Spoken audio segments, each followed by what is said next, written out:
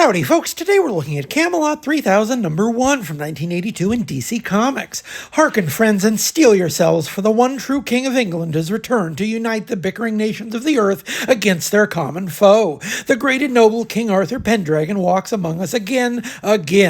43 years ago, Camelot 3000 changed the game on release. No other series was quite so emblematic of the changing times and changing fortunes of its publisher. DC entered the decade unmistakably on the back foot, creatively exhausted and still reeling from the long attrition of the 1970s, a decade that had seen commercial implosion as the company lost ground to relentless upstart Marvel, a series of events once unthinkable that had become in the fullness of time undeniable. Correcting the skid was not the work of a day or a year, but a decade. And if you want to place a pinpoint on any one series to typify the transformation, the historical record is unambiguous. It wasn't Crisis on Infinite Earths, or Ronin, or Watchmen, or Dark Knight Returns, but Camelot 3000, which laid down the track for those later milestones. That it isn't remembered in the same breath is perhaps inevitable. As a story, it straddles the dividing line between High Bronze Age and the stirrings of what came next. Less sophisticated in affect, perhaps, even as it strains mightily against the conventions of the day.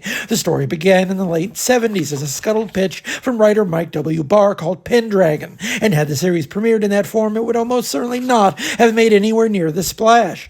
Barr dusted off the pitch a few years later as the company was casting around for ambitious projects with which to stretch their capabilities, and the series rose to meet its moment with the addition of the artist, the great Brian Bolland. By 1982, he had already made a name for himself in the States after his early career-making run on Judge Dredd for 2000 AD, producing a range of covers across the DC line, as well as a handful of stories for Karen Berger's revitalized horror line. The book was set to be DC's first ever maxi series, a 12-issue limited run, and what's more, printed on luxurious 45-pound Baxter paper and sold exclusively through the direct market, aimed precisely at the older readership who would become so critical to the company's fortunes across the coming decade.